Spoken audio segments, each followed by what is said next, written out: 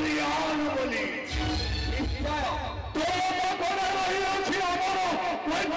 संपत्ति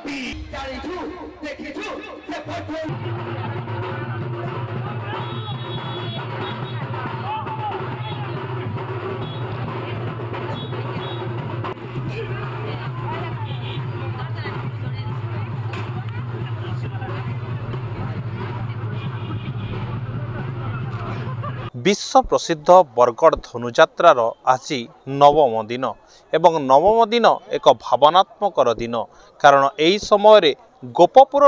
कृष्ण बलराम अक्रूर सह करुचंती मथुरा गमन तेबे वर्तमान समय गोटे भावविहल परिवेश सहित गोटे दुखर परिवेश कारण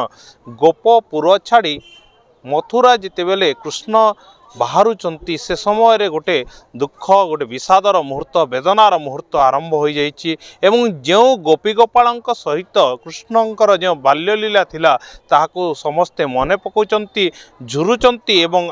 आउ अल्प समय पर कृष्ण जे यही स्थान छाड़ी चली जाए ताको भाविकी समस्ते एवं म्राण हो जाइछंती तेबे एठाकारे जे गोपी गोपाल रही गोपाल बालकों सह जो दिन काटुले आमे से गोपाल बालकों मानक सहित एवं तांकर जो प्रिय सखा मधुमंगल सहित आमे कथा हेबा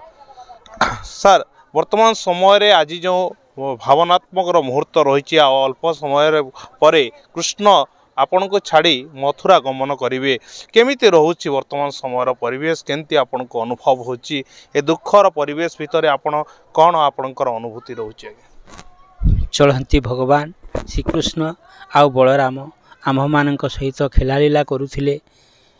आउ गोपपुरवासी मध्य थिले समस्ते तांको नित्य दर्शन करुथे तांकर पूजा अर्चना करुले तांकर लीला खेला नित्य देखा पाउथिले आज ठारू आउ से सबू आउ देखा मिलबनी कारण अक्रूर कंसर आदेश आसी आम कृष्ण और बलराम को मथुरा को नहीं जाए धनुजात्रा देखापी से समस्ते पूरा माने शोकरे व्याकुल हो उठुंट शोकाकुल परिवेश पूरा आमर गोपपुर छाई जाइए आमे मध्य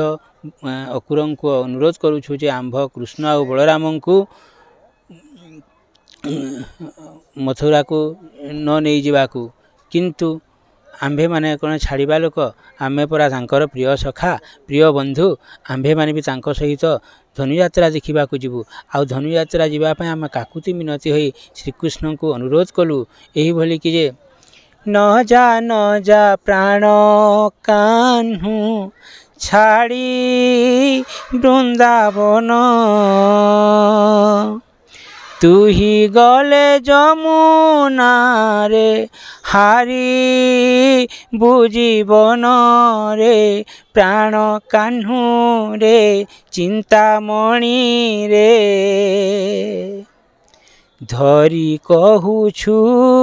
तो बेनी करो रे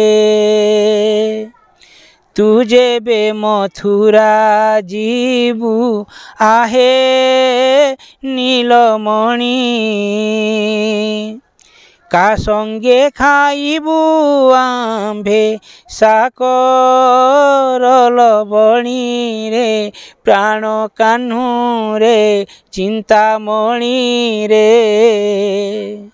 धरी कहूछु तो बेनी करो रे परी काकति मिनती हैला परे श्रीकृष्ण आउ बलराम आंभ मानक संगत रे नहीं जावाकू राजी हेले आउ आंभे माने मध्य तांको सहित धनुयात्रा देखिबा पाई प्रस्तुत हेलु आनंदरे उत्साहरे गीत गाई गाई आस आस भाई रथ पछे जाई मधुबन तोटा जाए कृष्ण बलराम आंभरी जीवन सीना क्षीर नीर प्राय ए भाई अभेद प्रीति छाड़ी पारी बाकी तांकरी साथी भाई अभेद प्रीति वास्तविक गोटे नियारा दृश्य जे यद्यपि आज गोपपुर भावनात्मक हो जाइए गोटे विषादर मुहूर्त मध्य गति करुच्ची आ अल्प समय पर कृष्ण बलराम यह स्थान को छाड़ी से माने मथुरा गमन करेंगे एवं से स्थान रे जे कौन हेबो या को नहीं कि माता यशोदा मध्य से भी वर्तमान समय आशा आशंकार रही एवं तांकर प्रिय सखा मधुमंगल एवं अन्य जो गोपाल बालक माने रही सहित जीवाई जिद करिसंती एवं ताकू मध्य कृष्ण ग्रहण करिसंती तांको सांगरे धनुयात्रा देखै नेबा पई से भी एकमत होइचंती। तेबे एही सब दृश्य आज अभिनीत हेबाकू जाउची एवं सेही सब नियारा दृश्य को देखिबाकू लक्षाधिक संख्यार गोपपुर साई थिबा अंबापल्ली रे लोकंकर भिड़ जमिछि। बरगढ़ हिमांशु शेखर नंद, नंदी घोष टीवी।